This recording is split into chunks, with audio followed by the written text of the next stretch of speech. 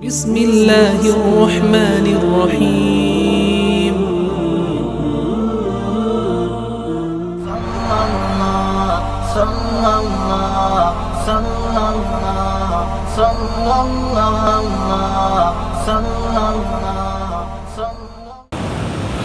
السلام عليكم ورحمة الله وبركاته.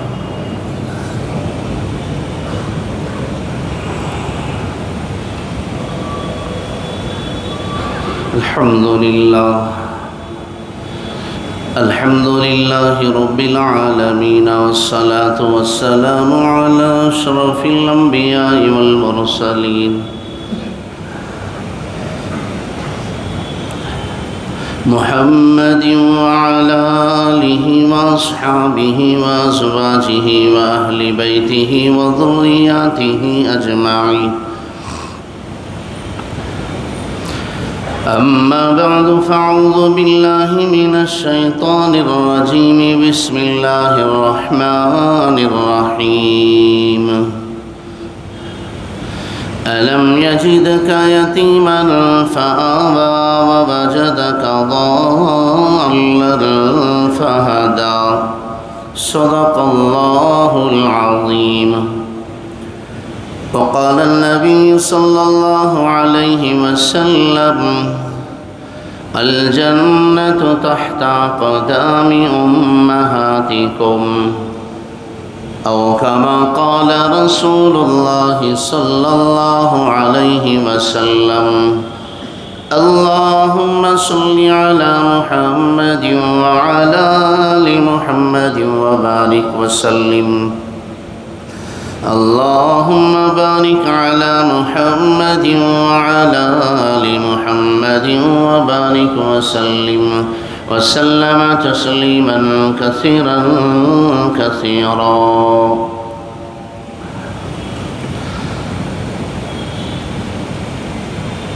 اللهم صل على محمد وعلى آل محمد وبارك وسلم. بزرگان محترم و نوجوانان اسلام، اللہ تبارک و تعالی نے اپنی قدرت سے اور اپنی نگرانی میں بڑے محفوظ اور معصوم طریقے سے میرے اور آپ کے آقا حضرت محمد مصطفیٰ صلی اللہ علیہ وسلم کی پرورش فرمائی. بڑے معصوم اور بڑے مخصوص انداز سے اس بچے کو پروان چڑھایا گیا، اس لیے کہ یہ بچہ قیامت تک آنے والے بچوں کے لیے اس بچے کا بچپن نمونہ ہے. قیامت تک کے بچوں کے سامنے اس بچے کے بچپن کو رکھنا ہے، نمونہ بنانا ہے، معیار قائم کرنا ہے. مکۃ المکرمہ اور وہاں کے اطراف اور اکناف کے ماحول کی نجاستوں اور ناپاکیوں سے، غلط اور گندے ماحول سے اس بچے کو دور رکھا گیا، اور اسی غرض سے حضرت حلیمہ سعدیہ رضی اللہ عنہا کے ذریعے سے اس بچے کو قریے میں پہنچایا گیا، اور قریے کی رہنے والی ایک حلیم الطبع سلیم الفطرت پاک دامن طاہرہ متقیہ عورت کے دودھ سے اس بچے کو پروان چڑھایا گیا. یہ بچہ حلیمہ کی چھاتیوں سے حلم اور صبر کا دودھ پی کر بڑا ہوتا ہے. 4 سال کی عمر کو پہنچے حضرت حلیمہ سعدیہ رضی اللہ عنہا بچے کو لے کر آئیں اماں آمینہ کے حوالے کرنے کے لیے۔ میں نے عرض کیا تھا قضائے حاجت کے لیے وہ تشریف لے گئیں مکۃ المکرمہ سے قریب، ایک مقام پر بچے کو بٹھایا، واپس آ کر دیکھتی ہیں تو بچہ لاپتہ ہے، غائب ہے۔ چیخ و پکار کرنے لگی، دھاڑے مار کر رونے لگی، ماتم اور غم کا اظہار کرنے لگی کہ لوگ گھروں سے باہر نکل آئے۔ ساری تفصیلات کو آپ نے سماعت فرمایا کہ ایک بوڑھا حلیمہ سعدیہ کو بت خانے کے اندر لے کر گیا، جیسے ہی محمد کا نام لیا گیا بت اوندھے منہ گر پڑتا ہے۔ چلتے چلتے یہ خبر پھیلتی گئی، حضرت حلیمہ رضی اللہ عنہا پریشان ہو کر مکۃ المکرمہ حاضر ہوئیں۔ کعبۃ اللہ کے متولی امیر قریش حضرت عبد المطلب نے دیکھا کہ حلیمہ خالی ہاتھ آئی ہے اور بڑی پریشان لگ رہی ہے۔ پوچھا حلیمہ کیا قصہ ہے، بچہ کہاں ہے؟ حضرت حلیمہ نے ساری تفصیل سنائی۔ حضرت عبد المطلب جبل ابو قبیس پر، اس پہاڑ کی چوٹی پر کھڑے ہو کر درد و غم کا اظہار کرتے ہوئے مکے کے لوگوں کو جمع کرتے ہیں۔ اس زمانے میں مختصر علاقہ تھا، چھوٹا شہر تھا، دور دور تک آواز پہنچی، لوگ جمع ہو گئے کہ اے امیر قریش، اے کعبے کے متولی، آپ پر ایسی کیا آفت آئی ہے کہ آپ نے ہم کو یاد فرمایا؟ فرمانے لگے میرا بیٹا محمد گم ہو چکا ہے، لاپتہ ہے، اسے تلاش کیا جائے۔ لوگ نکل پڑے بچے کی تلاش میں۔ حضرت عبد المطلب کعبۃ اللہ کے پاس آئے اور غلاف کعبہ کو پکڑ کر روتے ہوئے، گڑ گڑاتے ہوئے دعائیں مانگنے لگے، بچے کی باز یابی اور اس کی حفاظت کی بھیک مانگنے لگے۔ روتے اور گڑ گڑاتے ہوئے خود عبد المطلب بھی بچے کی تلاش میں مکۃ المکرمہ سے باہر نکل پڑے۔ دوران سفر ورقہ ابن نوفل جو ایک یہودی عالم تھے، انجیل کے عالم تھے، عیسائی عالم تھے، ان سے ملاقات ہوئی۔ پوچھا عبد المطلب کہاں جا رہے ہو؟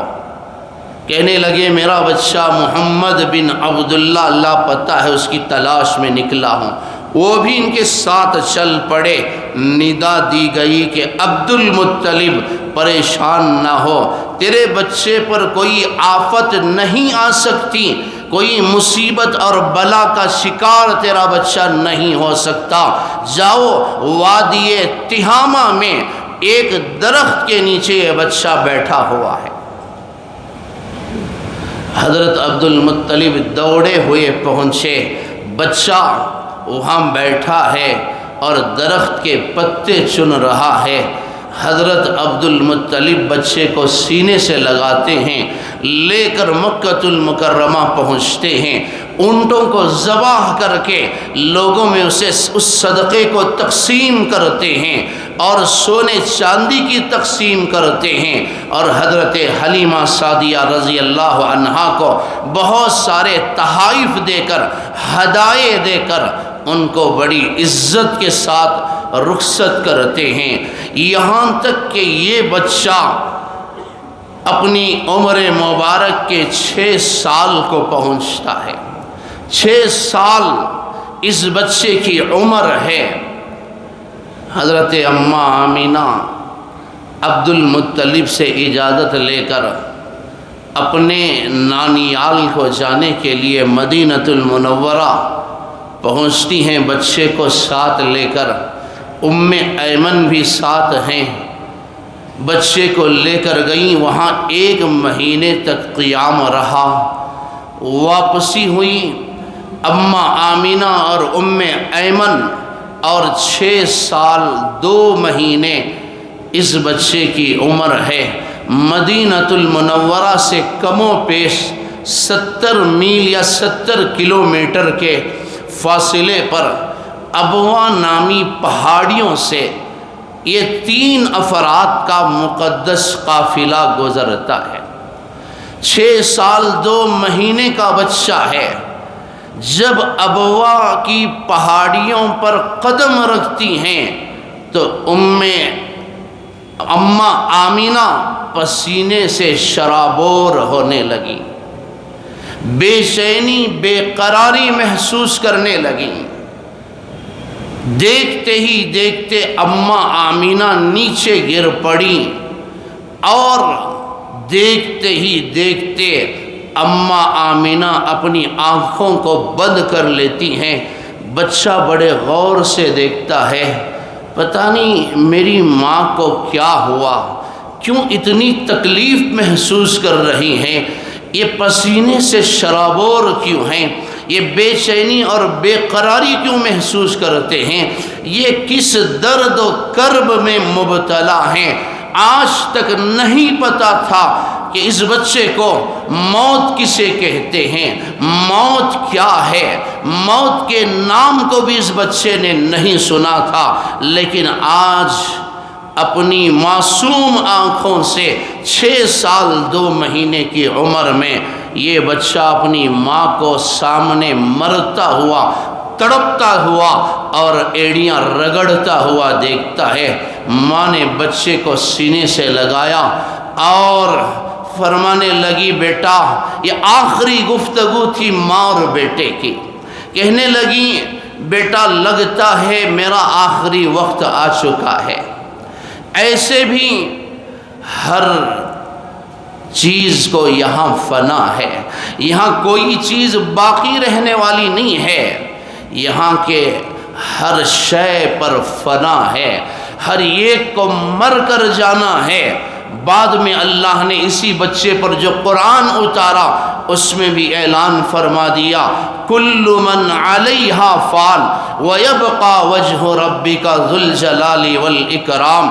یہاں ہر چیز کو فنا ہے، ہر چیز کو مرنا ہے، یہاں کا ہر رشتہ ٹوٹنے والا ہے، یہاں کے ہر جوڑ میں توڑ ہے، یہاں کی ہر چیز کو فنا ہونا ہے، یہاں کی آبادیاں ویرانیوں میں تبدیل ہو کر رہیں گے، یہاں کے مجمع تنہائی کا شکار ہو کر رہیں گے، یہاں الگ الگ تنہا قبروں میں جا کر سونا ہوگا۔ وَكُلُّهُمْ آتِيهِ يَوْمَ الْقِيَامَةِ فَرَدًا، اکیلے آؤ گے، تنہا آؤ گے، اکیلے گئے تھے اکیلے آؤ گے، اکیلے قبر میں رہو گے، یہ اللہ کا قانون اور فیصلہ ہے۔ ماں نے کہا کہ بیٹا، ہر نئی چیز کو پرانا ہونا ہے، ہر باقی کو فنا ہونا ہے۔ میں جا رہی ہوں لیکن تیرے جیسا مقدس بچہ چھوڑ کر جا رہی ہوں۔ وَوَلَدْتُ طُهْرًا، میں اپنے اس پاکیزہ اور مقدس بچے کو چھوڑ کر جا رہی ہوں۔ بیٹا، تیری وجہ سے میرا نام قیامت تک زندہ رہے گا، میرا نام روشن رہے گا، میرا ذکر زندہ اور تابندہ رہے گا۔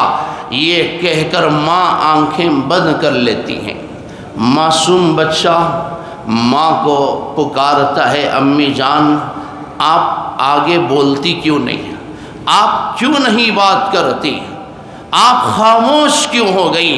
کیا پتا تھا اس بچے کو کہ اس کی ماں اب ہمیشہ کے لیے خاموش ہو چکی ہے، اب اس کی آواز آنے والی نہیں ہے۔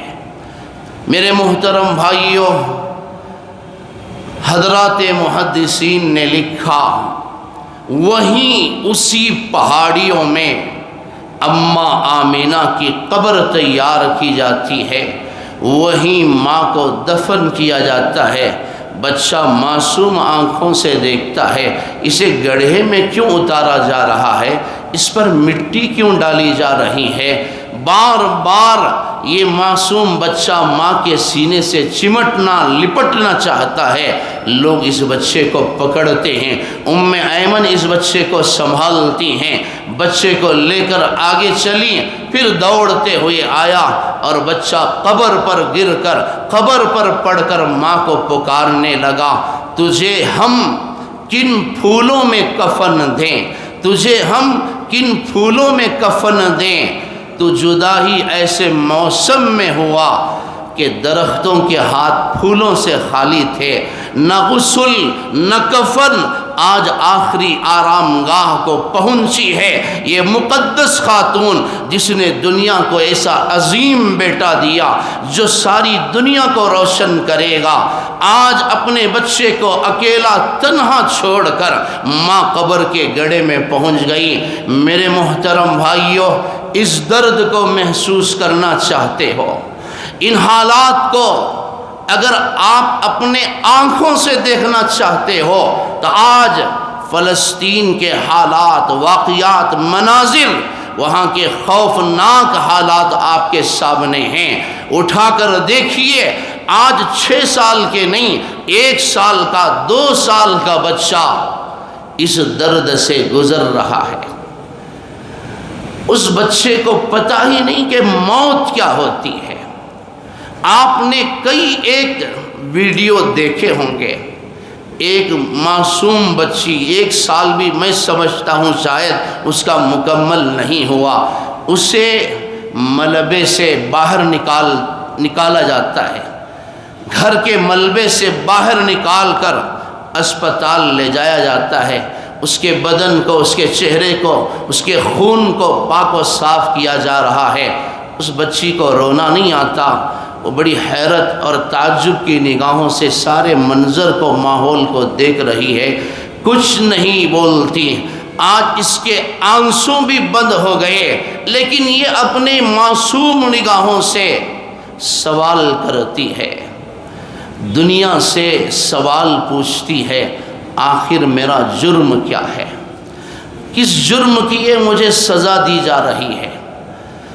1 سال کا ایک اور بچہ، اسے ملبے سے باہر نکالا گیا، لیکن اسے نہیں پتا کہ آج اس کا سارا خاندان لٹ چکا ہے، فنا ہو چکا ہے، سب شہید ہو چکے ہیں، یہ بچہ صرف اکیلا باقی رہ گیا، اب کوئی اس کا نہیں ہے۔ میرے محترم بھائیوں، اگر ان حالات اور واقعات کو دیکھنا چاہتے ہو، اس دکھ اور درد کو تم محسوس کرنا چاہتے ہو کہ موت کیا ہوتی ہے، اور معصوم بچوں کے سامنے ماں باپ مرتے ہیں تو وہ درد کیا ہوتا ہے، آج فلسطین کے حالات کو آپ دیکھ سکتے ہیں۔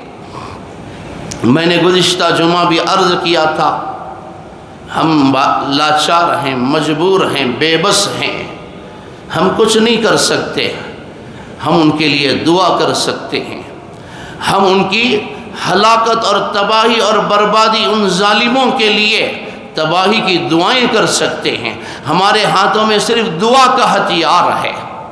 ابھی اس مجمع میں بھی ہمارے اس علاقے کے سب انسپکٹر صاحب تشریف لائے ہیں، گزشتہ جمعہ بھی یہاں تھے، وہ نماز یہیں پڑھتے ہیں الحمدللہ۔ ان کا ابھی تھوڑی دیر پہلے فون آیا تھا کہ مولانا بہت سارے ہمارے نوجوان قانون کو نہیں جانتے، قانون اپنے ہاتھوں میں لیتے ہیں اور اس کا شکار ہو کر خواہ مخواہ کی مصیبتوں میں، پریشانیوں میں یہ پھنس جاتے ہیں۔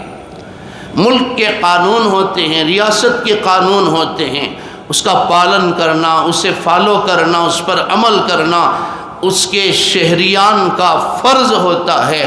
چنانچہ فلسطین کے تعلق سے بہت سارے نوجوانوں کو مختلف مقامات پر گرفتار کیا گیا، اس علاقے میں بھی کہ پروٹیسٹ کرنا ہے، خیر ہے، آپ اپنے جذبات کا اظہار کر رہے ہیں، ان شہداء اور ان مظلوموں کے حق میں آپ آواز اٹھانا چاہتے ہیں، اس کا مطلب یہ نہیں کہ آپ ہر جگہ بینر لے کر کھڑے ہو جائیں، کسی بھی سڑک پر آپ پروٹیسٹ کا نام دے کر کھڑے ہو جائیں، کسی مسجد کے سامنے، کسی بھی سرکل میں، اس کے لیے مخصوص اوقات ہیں، اس کے لیے مخصوص مقامات ہیں، اس کے لیے اجازت لینی پڑتی ہے، اس کا ایک طریقہ ہے۔ اس قانون سے چل کر آپ اس مقام پر آپ پروٹیسٹ کر سکتے ہیں، اپنی آواز کو بلند کر سکتے ہیں، لیکن ہر جگہ اس کا اظہار نہیں کیا جاتا۔ پھر میرے نوجوان بھائیوں سے میں گزارش کروں گا، اس طرح قانون کو اپنے ہاتھ میں لے کر قانون کی مخالفت کر کے آپ خود اپنے آپ کو مصیبت میں نہ ڈالیں۔ آپ کے لیے اس سے بڑا ہتھیار نہیں ہو سکتا۔ آپ مسجد میں بیٹھ کر 2 رکعت نماز پڑھیں، ان کے لیے دعائیں کریں۔ آپ اسرائیل کی ہر چیز کا بائیکاٹ کریں، خاص طور سے کھانے پینے کی چیزیں، یہ جو KFC ہے یا فلاں فلاں جو بھی چیزیں ہیں، آپ کے موبائل میں وہ لسٹ پہنچی ہے، پوری دنیا میں یہ وائرل ہو رہی ہے، آپ اسے تلاش کریں، جو بھی اس کا کوڈ ہے آپ ان چیزوں سے احتراز کریں۔ ہم معاشی اعتبار سے ان کو نقصان پہنچا سکتے ہیں، اقتصادی اعتبار سے ہم ان کو کمزور کر سکتے ہیں۔ چنانچہ علماء نے فرمایا اگر آپ ایک پیپسی خرید کر پیتے ہیں تو یاد رکھنا آپ کے اس 100 روپیے سے وہ ظالم لوگ 2 گولیاں خریدیں گے اور آپ کے معصوم بچوں کے سینے میں اتاریں گے۔ آپ ایک چیز خرید کر کھاتے ہیں، اس کا فائدہ اسرائیل کو ہوتا ہے۔ تو سب سے بڑا ہتھیار ظاہری طور پر ہمارے لیے یہ ہے کہ ہم اسرائیل کی ہر اس چیز کا بائیکاٹ کریں، اس کی تجارت نہ کریں، اس کی خرید و فروخت نہ کریں، اسے تھوک دیں، اس چیز پر ہم اپنا جوتا بھی نہ رکھیں، اس سے نفرت کریں۔ انشاءاللہ اس کا بہت بہترین نتیجہ سامنے آئے گا۔ اور دوسری چیز، ہم ان کے لیے صدقے خیرات کا اہتمام کریں، توبہ اور استغفار کا اہتمام کریں، ان کے لیے دعائیں کریں۔ بڑے خوفناک حالت سے وہ لوگ گزر رہے ہیں۔ ہم تو کربلا کی داستان کو سنتے تھے، پڑھتے تھے، آج فلسطین کی ہر عورت، ہر بچہ اپنی آنکھوں سے کربلا کے ان خوفناک مناظر کو دیکھ بھی رہا ہے اور کربلا سے گزر بھی رہا ہے۔ بس ہم ان کے لیے دعا کریں، قانون کو اپنے ہاتھ میں نہ لیں۔ بہرحال حضور اکرم صلی اللہ علیہ وسلم 6 سال 2 مہینے کی عمر میں آپ ماں کے سائے سے بھی محروم ہو کر بڑی تکلیف کے ساتھ آپ وہاں سے واپس آتے ہیں، بہت غم کرتے ہیں، ماں کی قبر پر بیٹھ کر اور لیٹ کر آپ تڑپ جاتے ہیں، آپ ماں کو پکارنے لگتے ہیں، وہ ہمیشہ کے لیے خاموش ہو چکی ہے۔ پھر ایمن اس خدائی امانت کو لا کر عبد المطلب کے حوالے کرتی ہیں۔ عبد المطلب بہت پریشان، ایک تو باپ کے بغیر یہ بچہ پیدا ہوا ہے، یعنی جب ماں کے پیٹ میں تھا تو باپ کا سایہ اٹھ گیا، اب ماں کے سائے سے بھی یہ بچہ محروم ہے۔ ایمن کو بلایا اور فرمایا کہ اس بچے کی خاص نگرانی کی جائے، اس بچے کے قدموں کے نشان کو میں مقام ابراہیم کے نشانات سے بالکل ملا جلا دیکھتا ہوں، اس بچے کے قدموں کے نشان مقام ابراہیم سے ملتے جلتے ہیں، یہ بڑا عظیم بچہ ہے۔ ایمن اس بچے کی پرورش کرنے لگیں، چنانچہ رسول اللہ صلی اللہ علیہ وسلم فرماتے ہیں کہ میری ماں آمینہ کے بعد ایمن میری ماں کی طرح ہے، اس نے مجھے ماں کا پیار دیا، ماں کی طرح اس نے پرورش کی۔ اس طرح بڑے محفوظ، بڑے معصوم طریقے سے اس بچے کی پرورش ہوئی۔ جب بچہ 8 سال کی عمر کو پہنچتا ہے، حضرات علماء نے لکھا ہے کہ بچے کو آنکھوں میں درد ہوا، آنسو بے چشم کا یہ بچہ شکار ہوا، آنکھیں لال ہو گئیں۔ حضرت عبد المطلب سے کسی نے کہا کہ اس بچے کو علاج کے لیے فلاں مقام پر ایک عیسائی راہب رہتا ہے، آپ اس کے پاس جائیں، شاید اس بچے کا علاج وہاں ممکن ہے۔ حضرت عبد المطلب بچے کو لے کر گئے، جا کر دستک دی، اس نے سنی انسنی کر دیا۔ باوجود آواز کو سننے کے عیسائی راہب باہر نہیں آیا، اس نے دروازہ نہیں کھولا۔ عبد المطلب نے پھر آواز دی، اس نے نظر انداز کر دیا۔ تیسری دفعہ آواز دی، اس نے پھر نظر انداز کیا۔ اتنے میں اچانک گرجا گھر میں اس عبادت خانے میں اچانک زلزلہ پیدا ہوا، عمارت ہلنے لگی، اور اس عمارت میں زلزلہ آیا۔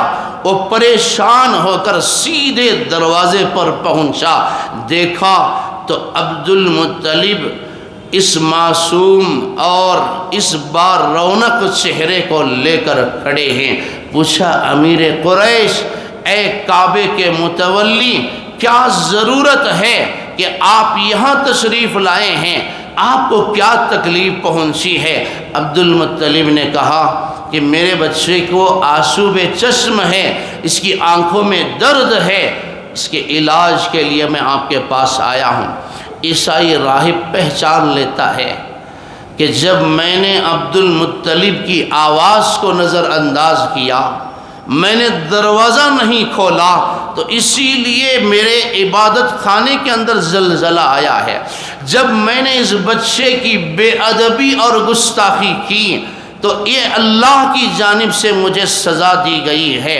اس نے غور سے بچے کو دیکھا اور دو باتیں کہیں، عبد المطلب، آپ اس بچے کو میرے پاس لے کر آئے ہو، اللہ کی قسم میں اسی بچے کا نام لے کر تمام بچوں کا علاج کرتا، اس بچے کا نام لے کر میں کسی پر بھی میں دم کر دیتا ہوں تو اللہ اس بچے کو شفا دے دیتا ہے، وہ بچہ صحت یاب ہو جاتا ہے۔ آج تک اس بچے کا نام لے کر میں زندگی گزارتا رہا، اس بچے کے نام کی برکت سے میں اپنی روزی روٹی کا ذریعہ کرتا رہا، اس بچے کے نام کی برکت سے میں لوگوں کو صحت تقسیم کرتا رہا۔ چنانچہ یہ بچہ بڑا بابرکت ہے، بڑا مقدس بچہ ہے، یہ بچہ اس امت کا نبی ہے، پیغمبر ہے، یہ بچہ سید الانبیاء ہے۔ دوسری بات اس نے یہ کہی کہ عبد المطلب، آپ اس بچے کو میرے پاس لے کر آئے ہو، اس کا علاج تو خود اسی کے اندر موجود ہے، اس کے بدن، اس کے وجود کے اندر اللہ نے اس کی دوا رکھی ہے۔ پوچھا عبد المطلب نے، وہ کیسے؟ تو عیسائی راہب نے کہا کہ عبد المطلب، اس بچے کا علاج یہ ہے کہ اس کا لعاب مبارک نکال کر اس کی آنکھوں میں ڈالا جائے، اس کا تھوک نکال کر اس کی آنکھوں میں ڈالا جائے۔ اللہ نے اس بچے کے تھوک میں بھی وہ طاقت رکھی ہے، اس بچے کا لعاب بھی بڑا مبارک ہے۔ چنانچہ حدیث میں اس کا ثبوت موجود ہے، اس کی دلیل ہے، کئی ایک واقعات ہیں۔ ہجرت کا وہ واقعہ مشہور ہے، حضرت ابو بکر صدیق رضی اللہ عنہ حضور اکرم صلی اللہ علیہ وسلم کو لے کر غار ثور پر پہنچے، اندر گئے، اپنی چادر پھاڑ کر اس کے ٹکڑے کر کے سوراخوں کو بند کیا، غار کے اندر جو چھوٹے چھوٹے سوراخ تھے بند کر دیا، ساری چادر ختم ہو گئی اور ایک سوراخ باقی رہ گیا، وہاں انگوٹھا رکھ کر اسے بند کر کے حضرت ابو بکر صدیق بیٹھ گئے اور گزارش کیا، رسول اللہ صلی اللہ علیہ وسلم تشریف لائیں، آرام فرمائیں۔ آپ آ کر سو گئے، تھوڑی دیر گزری تھی، ابو بکر صدیق رونے لگے، ما یبکیکی یا ابا بکر، ابو بکر کیوں روتا ہے، کیا تکلیف پہنچی؟ ابو بکر صدیق رضی اللہ عنہ نے عرض کیا، یا رسول اللہ صلی اللہ علیہ وسلم، مجھے سانپ نے ڈس لیا ہے، مجھے سانپ نے کاٹ لیا۔ رسول اللہ صلی اللہ علیہ وسلم نے فرمایا، پوچھا ابو بکر وہ جگہ بتاؤ جہاں تم کو سانپ نے ڈس لیا ہے۔ ابو بکر نے اپنا انگوٹھا سامنے کیا، حضور اکرم صلی اللہ علیہ وسلم نے اپنا لعاب مبارک نکال کر اس مقام پر لگایا جہاں سانپ نے ڈسا تھا، فوراً اس کا اثر جاتا رہا، اس کے زہر کا اثر ختم ہو گیا۔ حضرت ابو بکر صدیق رضی اللہ عنہ صحت یاب ہو گئے، ان کی تکلیف دور ہو گئی۔ حضرت شاہ عبد الحق محدث رحمۃ اللہ علیہ لکھتے ہیں، سانپ نے کیوں ڈسا جانتا تھا، سانپ کو بھی معلوم تھا کہ یہ نبی آخر الزمان صلی اللہ علیہ وسلم آئے ہیں، یہ ابو بکر کا ہاتھ ہے، اس کے باوجود اس نے تکلیف کیوں پہنچائی؟ لکھا ہے سانپ اس لیے ڈس رہا تھا، وہ کہہ رہا تھا کہ ابو بکر 40 سال سے اس غار میں اس نبی کا انتظار کر رہا ہوں، 40 سال سے منتظر ہوں، جب وہ یہاں تشریف لائیں گے تو میں ان کے رخ انور کا نظارہ کروں اور ان کو میں سلام عرض کروں۔ ابو بکر تم نے میرے سارے راستوں کو، دروازوں کو بند کر دیا ہے، مجھے راستہ دے دو، میں بھی اللہ کے رسول کا چہرہ دیکھنا چاہتا ہوں، میں بھی سامنے کھڑے ہو کر سلام پڑھنا چاہتا ہوں۔ حضرات محدثین نے لکھا سانپ کے بھی یہ نبی، موذی جانوروں کے بھی یہ نبی، موذی جانور بھی ان سے محبت کرتے تھے۔ سانپ راستہ مانگ رہا تھا کہ ابو بکر میرے لیے راستہ دے دو۔ غرض اللہ نے اس نبی کے تھوک میں وہ طاقت رکھی۔ غزوہ خیبر کا موقع ہے، مسلمان انتظار میں ہیں، خیبر فتح نہیں ہوتا۔ آپ نے فرمایا کل ایک ایسے بندے کے ہاتھ میں جھنڈا دوں گا، اللہ اسی کے ہاتھ پر خیبر کو فتح کرے گا۔ صحابہ کرام انتظار کر رہے تھے، کل آنے والی آئندہ کل کی صبح کا انتظار کر رہے تھے۔ آخر وہ کون خوش نصیب ہے جس کے ہاتھ میں رسول اللہ صلی اللہ علیہ وسلم اسلام کا جھنڈا عطا فرمائیں گے۔ ہر صحابی انتظار میں تھا۔ دوسرے دن صبح حضرات صحابہ کرام حاضر ہوئے، آپ نے فرمایا علی کہاں ہیں؟ آپ نے حضرت علی کو یاد فرمایا، لوگوں نے بتایا کہ وہ بیمار ہیں، آرام کر رہے ہیں، ان کی آنکھوں میں درد ہے، وہ آشوب چشم کا شکار ہوئے ہیں۔ رسول اللہ صلی اللہ علیہ وسلم نے فرمایا کہ ان کو بلایا جائے۔ حضرت علی رضی اللہ عنہ حاضر خدمت ہوئے، پوچھا کیا قصہ ہے؟ انہوں نے عرض کیا رسول اللہ آنکھیں نہیں کھول پا رہا، میری آنکھوں میں بڑا شدید درد ہے۔ آپ نے اپنا لعاب مبارک نکال کر علی کی آنکھوں میں ڈالا، ان کی تکلیف دور ہوتی رہی۔ فرمایا جا، اللہ نے تیرے ہاتھ پر خیبر کی فتح رکھی ہے، تو یہاں کیوں آرام کرتا ہے؟ اللہ نے تیرے ہاتھ پر اس جنگ کی فتح رکھی ہے۔ آپ نے اسلام کا جھنڈا حضرت علی کے ہاتھوں میں تھمایا۔ تو میرے محترم بھائیوں، سوچنے کی بات ہے، جس نبی کے تھوک میں، اس کے لعاب میں وہ طاقت ہوگی تو اس کی سنت کی طاقت کیا ہوگی، اس کی سیرت کی طاقت کیا ہوگی، اس کی حیات طیبہ کی طاقت کیا ہوگی، اور اس کی زندگی کو اپنا کر اگر ہم زندگی گزاریں گے تو اس امت کی طاقت کیا ہوگی۔ اگر اس نبی کے بتائے ہوئے راستے پر چل کر ہم اپنی زندگی گزاریں گے تو ہماری طاقت کیا ہوگی۔ چنانچہ رسول اللہ صلی اللہ علیہ وسلم کو اللہ نے دنیا اور آخرت کی طاقتیں اور عزتیں دے کر بھیجا ہے۔ آج مسلمان کمزور ہیں، ضعیف ہیں، بے بس ہیں، تو اس کی ایک اہم وجہ یہ ہے کہ تم نے حضرت محمد مصطفیٰ صلی اللہ علیہ وسلم کی سنت کو تم نے بھلایا، ان کے راستے کو تم نے چھوڑا، ان کی لائی ہوئی شریعت کو تم نے نظر انداز کیا، پسے پشت ڈالا۔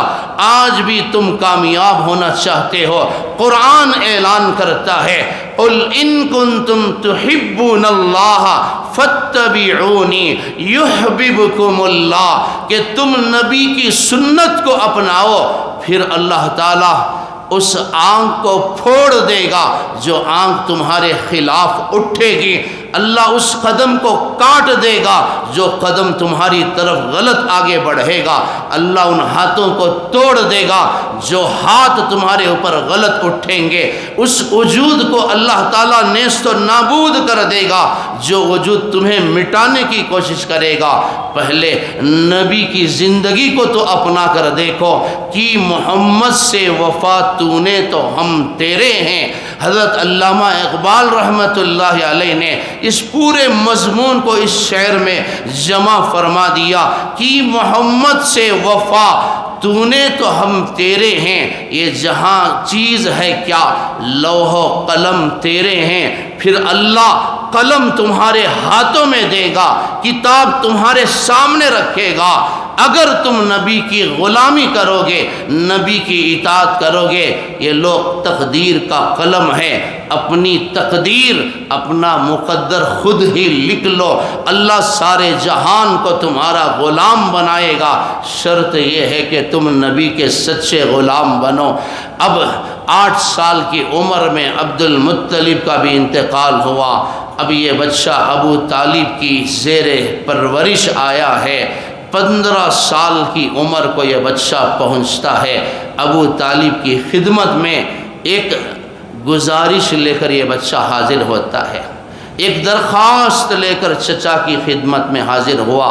چچا نے بچے کی گزارش کو، درخواست کو غور سے سنا، بچے کی درخواست کیا تھی، گزارش کیا تھی، چچا نے جواب کیا دیا، اور اس میں آج کی نوجوان نسل کے لیے کیا سبق ہے، کیا نصیحت ہے، انشاءاللہ اس کی ساری تفصیلات میں آئندہ جمعہ حضرات کی خدمت میں عرض کروں گا۔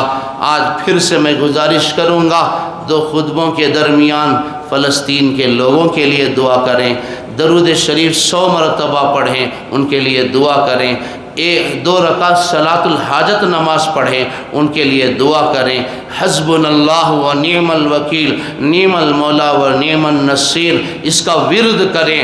ہم ان کے لیے کھانے پانی کا، مال کا اور کسی سہولت کا تو انتظام نہیں کر سکتے، بس دور رہ کر ہم اپنا حق ادا کر سکتے ہیں، کل اللہ کے دربار میں ہم حجت کر سکتے ہیں، اللہ ہم نے تجھ سے بھیک مانگی تھی، تجھے ہم نے اے اللہ اس کا وکیل بنایا تھا، ہم بے بس تھے، تو بے بس نہیں تھا اللہ، ہم نے یہ دعائیں کی ہیں تاکہ ان بچوں کی پکڑ سے ہم قیامت کے دن بچ جائیں، وہاں کی عورتوں کی پکڑ سے ہم بچ جائیں، ان کے لیے خاص دعاؤں کا اہتمام کریں، اللہ ان سب کی حفاظت فرمائے، اپنی خصوصی نصرت اللہ تعالیٰ اہل فلسطین پر فرمائے، وآخر دعوانا الحمدللہ رب العالمین۔